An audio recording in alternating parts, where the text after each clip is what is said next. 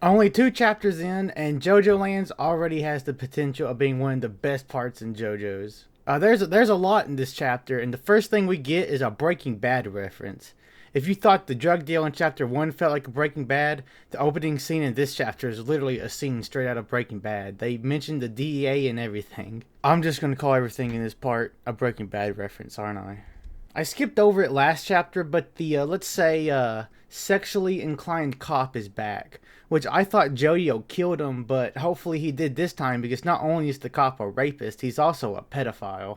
So he deserves a very painful death. And thanks to the statue and building we see in the background, we know this takes place at the Supreme Court of Hawaii, so no wonder Jodio got caught selling drugs. Jodio also very briefly uses November Rain, but again, we don't really get to see its full power. He just makes some rain again.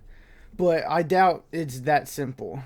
We also see Jodio playing a Nintendo Switch, so who do you think he mains in Smash? Me, personally, I think he looks like the kind of dude that would main Toon Link. Specifically, the dark Toon Link skin, which would fit him perfectly since he's a diagnosed psychopath with antisocial personality disorder. Now, JoJo's do tend to vary on the morality scale. Jonathan is undeniably the most good and pure of heart JoJo. Johnny is the most morally gray JoJo. And everyone else kind of just falls in between. But even if they do straddle the line of what's right and what's wrong, they're never a downright bad person. But JoJo definitely has the potential to be the first, bad JoJo. I don't think he's going to be full on evil, but he's probably going to do some pretty bad things that most other JoJos wouldn't. And we also get this cool panel of Jodio with his sinister smile and harsh lighting. So after that little therapy session, our four leads arrive at Hawaii Island, and we finally learn Hot Dog Guy's name. His name is Usagi Alohao, and he's 17 years old. We get to see a bit more of his personality. He's very friendly and very outgoing, and it's kind of funny that everyone else thinks he's on drugs because of how happy he is. And there's a very small scene of Usagi tricking everyone into paying for the rental car, so he's a lot smarter than he looks. So as our gang is driving to the Japanese tourist mansion, we get a couple of pages of these really beautiful panels of the characters just driving and the landscape around them. It really just makes you slow down and just take in and appreciate Araki's art.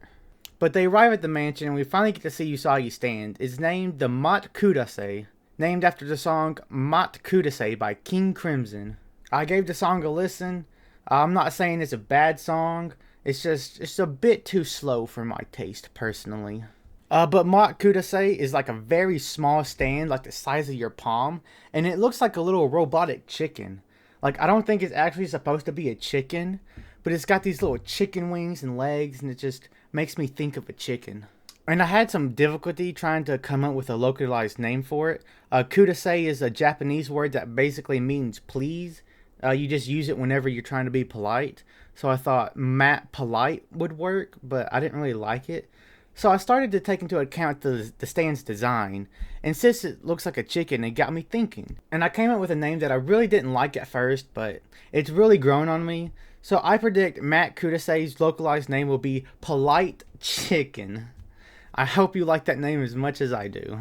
It's got a very similar ability to kiss in that it duplicates objects, but it can't duplicate whatever it wants. It can only duplicate stuff that other people want. So Usagi himself can't duplicate stuff, but let's say Dragona, for example, asks for a camera, well then, Usagi will have no problem making a camera. And that's exactly what they do in the chapter. The mansion has a camera watching the front of the house, so Usagi duplicates it so that there's two different sets of footage, with one of them being fake. And I don't really know much about legal stuff, but I guess that somehow cancels each other out, so they can't use the footage as evidence. But we get to the end of the chapter and the Japanese tourist is finally revealed.